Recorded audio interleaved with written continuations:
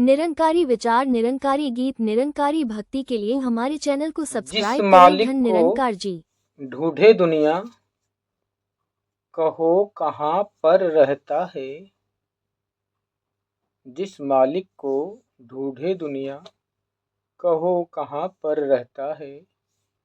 संत हृदय में वास है इसका, संत हृदय में वास है इसका, बैठ जिह्वा गुण कहता है। साथ संगत जी, प्यार से कहना धन निरंकार जी। सभी संत महापुरुषों के पावन पवित्र चरणों में दास की तरफ से कोटि कोटि धन निरंकार जी। सतगुरु माता सुदीक्षा शबिंदर हरदेव जी महाराज की जय। निरंकारी राजमाता गुरु बचन अवतार की जय। बड़े प्यार से कहना धन निरंकार जी। दास आप जी के बीच में एक भाव रख रहा है, मन का विचार के रूप में। आशा है परवान करिएगा, जो भी त्रुटियां हों अपने चरणों का बालक समझ के बख्श लेना जी। साध संगत जी, ब्रह्म ज्ञान एक बहुत ही पावन, पवित्र और बहुत बड़ा ज्ञान है। दूर से देखने पर ये बात समझ में नहीं आएगी। इसको जानने के लिए इसके अंदर आना पड़ेगा। जैसे देखते हैं ना कि कोई फल बड़ा पका हुआ दिखता है,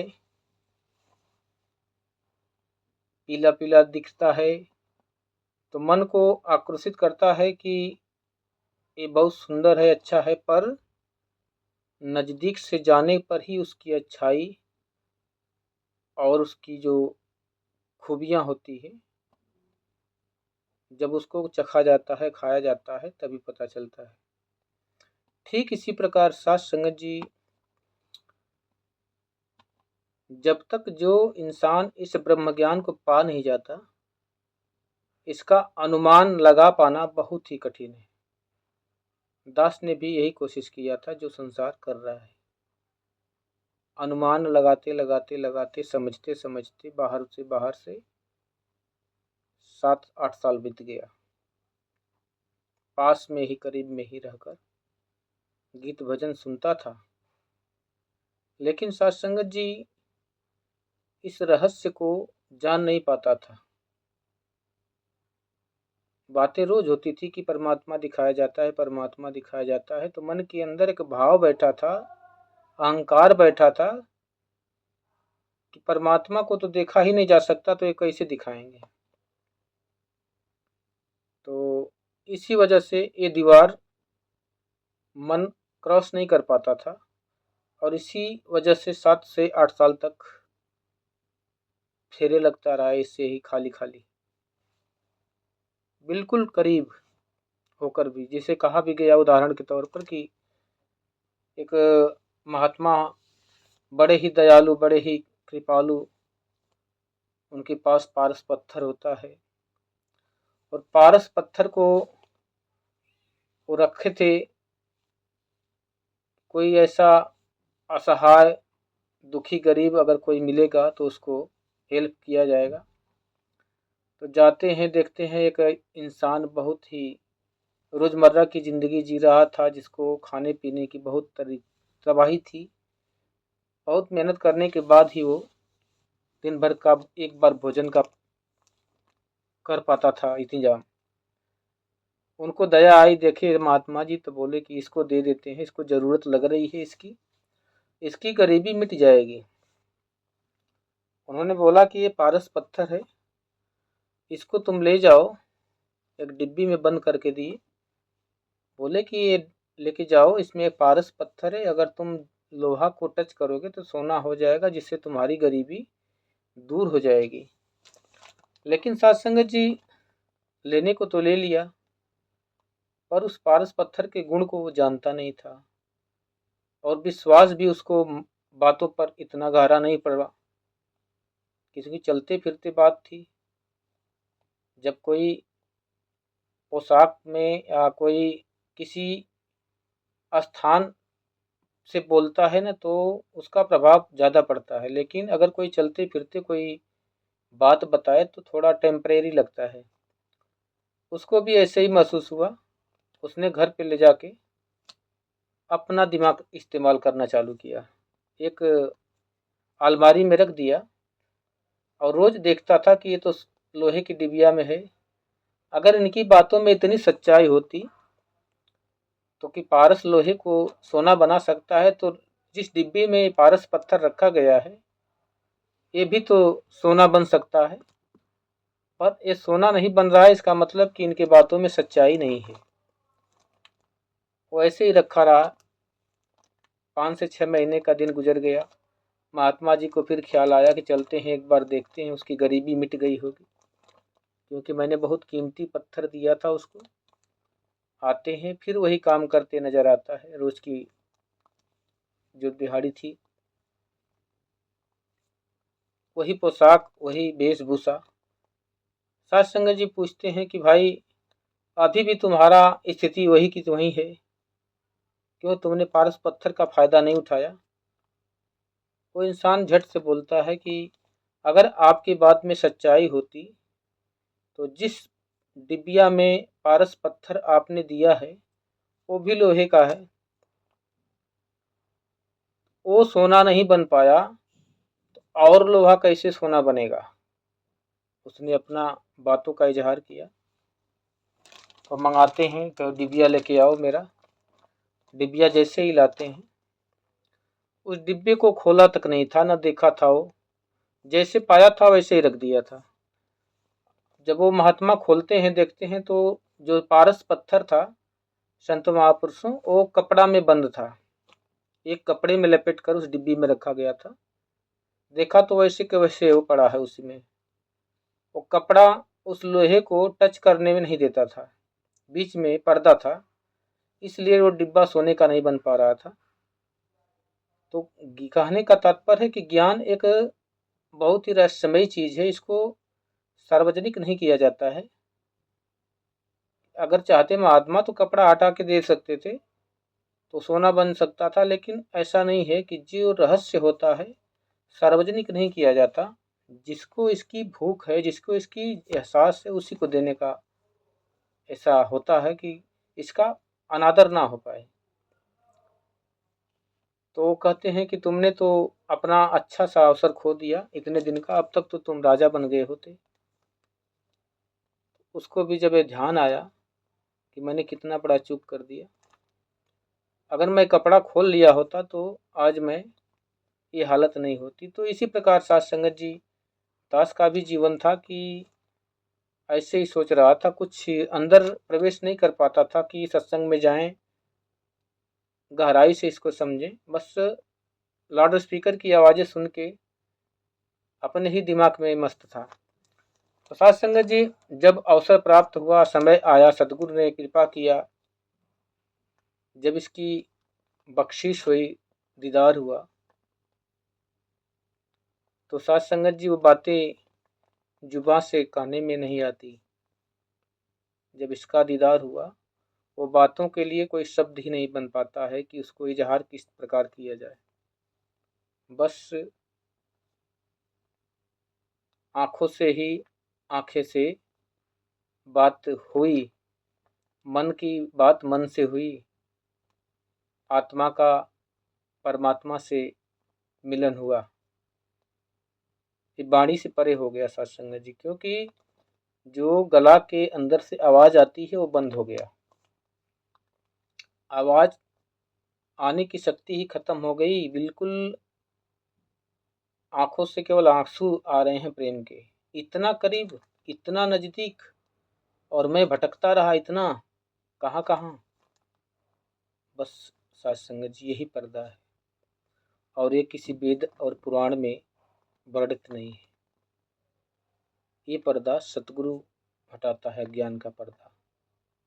दास अभी भी इस ज्ञान के पर्दे को खोल नहीं रहा है, आपको इस करीब करीब ला के छोड़ रहा है, क्योंकि किसी को इजाज़त नहीं है बिना आज्ञा के इस पर्दे को, रहस्य को हटाना। सिवाय सतगुरु के। ये अधिकार सतगुरु की इच्छा के अनुसार ही पर्दा खुलता है। तो जिनको भी इस रहस्य को जानना है, देखना है भगवान को, कि भगवान जो है जिसको विषय में हम सुनते हैं तो हैं, जिनके विषय में इतने मोटे मोटे ग्रंथ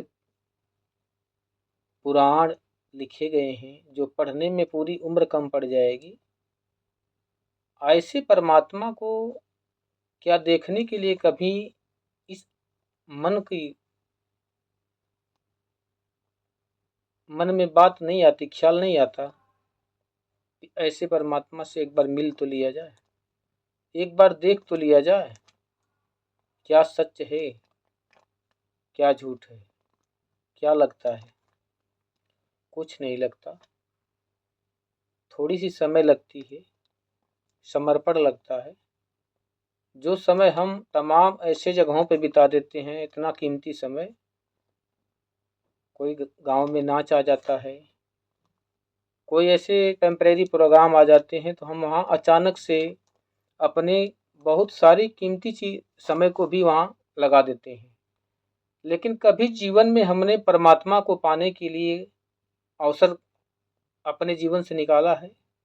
या कभी मन के अंदर एक ख्यालात आए हैं कि परमात्मा भी देखने योग्य है या देखा जा सकता है? अगर आवाज़ आ रही है तो क्या हमने कभी कोशिश किया कि जो लोग बता रहे हैं थोड़ा इनकी बातों पे, इनके संग में चल के देख लिया जाए? जिसने इन बातों को सीरियसली लिया और संग किया संतों का, उसके जीवन में उजाला हुआ, उसके जीवन में इसके परमात्मा का दीदार हुआ। जो अभी किनारे बैठ के तमाशा देख रहे हैं, इसीलिए वो दोहा लिखा गया है ना कि जिन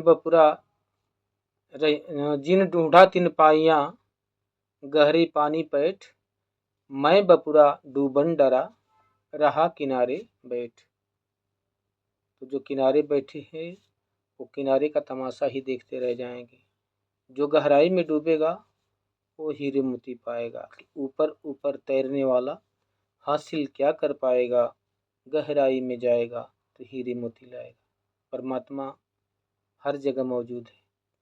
हमारे अंदर वो शक्ति, वो ताकत इन आँखों में नहीं है कि हम इसे अपने से देख सकते हैं, क्योंकि हमारी पहचान नहीं है इसको पहचानने के लिए। जब सतगुरु से इसकी पहचान मिलती है, इशारा मिलता है, तो ये दिखने लगता है। और ये कहीं से लेके आते नहीं कोई कि चलो लेके आएंगे पैकेट में भर के या झोले में भर के या किसी गाड़ी पे लोड करके तो दिखा देंगे। परमात्मा को दिखाने के लिए जहाँ दिखाया जाता है वहीं से दिखाया जाता है, कहीं से आने जाने की इसको ज़रूरत नहीं है, क्योंकि हर जगह ये विराजमान है। बस इशारे की देर होती है। इशारा देने में कितना समय लगता है?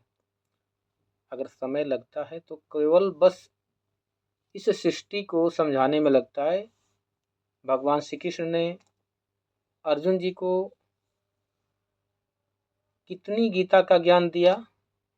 उस गीता के ज्ञान के अंदर सांसारिक ज्ञान भी छिपा है, भौतिक ज्ञान भी है, आध्यात्मिक ज्ञान भी है।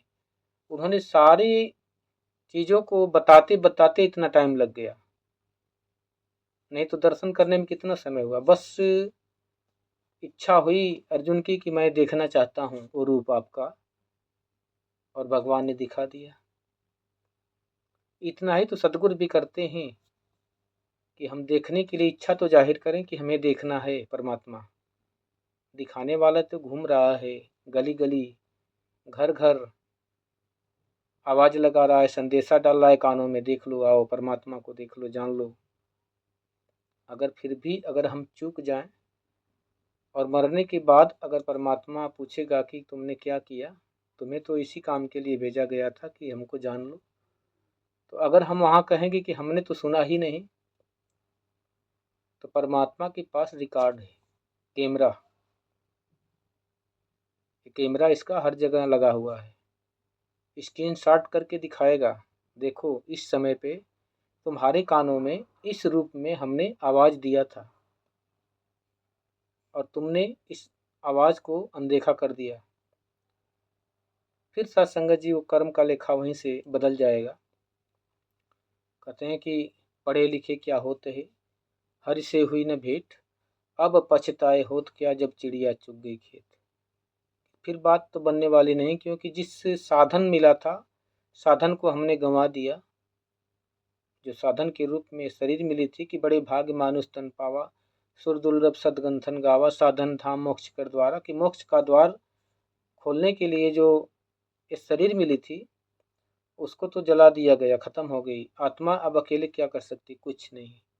इसलिए फिर से 84 लाख की योनियों में भ्रमण करना है। 84 लाख की ठोकरों से, परेशानियों से, जन्म मरण से बचना है। तो निरंकार प्रभु का ज्ञान, जिसे ब्रह्म ज्ञान के नाम से सतगुरु ने नवाजा है, जो कृष्ण जी ने अर्जुन को कुरुक्षेत्र के मैदान में दिया था। लेकिन सत्संगत जी टीवी में दिखता है कि भगवान ने बहुत विराट स्वरूप बनाया। देखने वाले तो देखते हैं, पर एहसास करो, इसका जिक्र करो, मन के अंदर थोड़ा मंथन करो कि अगर सभी को दिखाई दिया होता तो इस भगवान को सभी लोग देख लेते।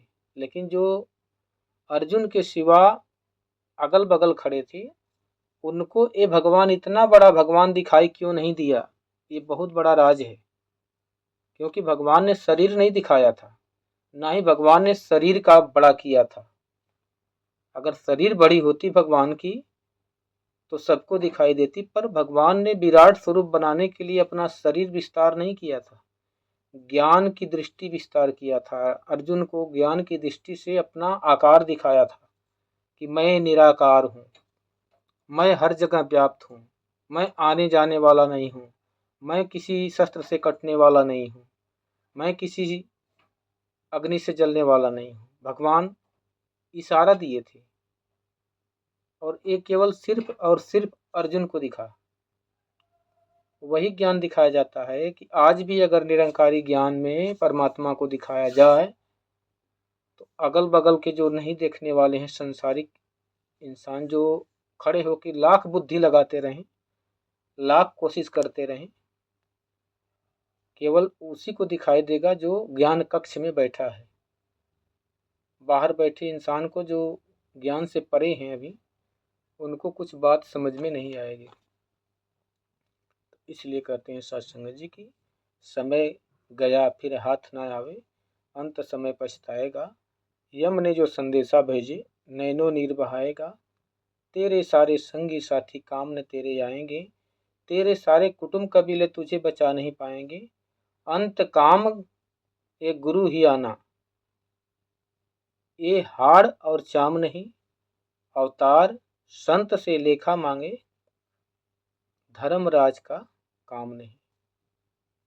सत्संगत जो भक्ति में जुड़ जाते हैं, परमात्मा से जुड़ जाते हैं, सतगुरु से जुड़ जाते हैं, उनके पास उनकी लेखनी का हिसाब किताब यमराज और धर्मात्मा के पास नहीं जाता।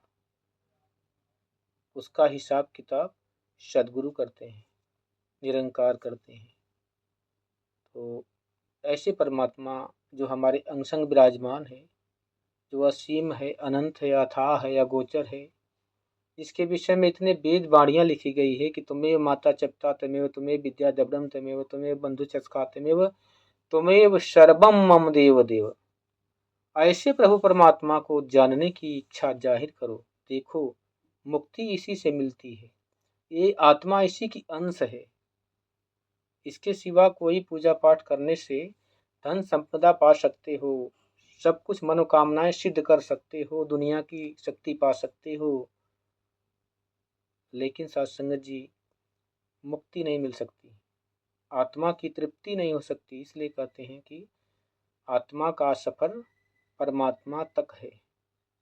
इसके बीच में जो जीवन है ये 84 लाख योनियों का फंदा है जो गले में अटका हुआ है। और कोई गले में किसी के फंदा अटका हो तो सत्संगत जी कब तक वो बच पाएगा। इसलिए कहते हैं कि फंदा से बचना का बस एक ही उपाय है, सदगुरु के चरणों में आके इस परम पिता परमात्मा को देख लो, जान लो, तभी मुक्ति है, तभी सब संभव है इस जन्म मरण के चक्र से बाहर जाना। प्यार से कहना, धन निरंकार जी।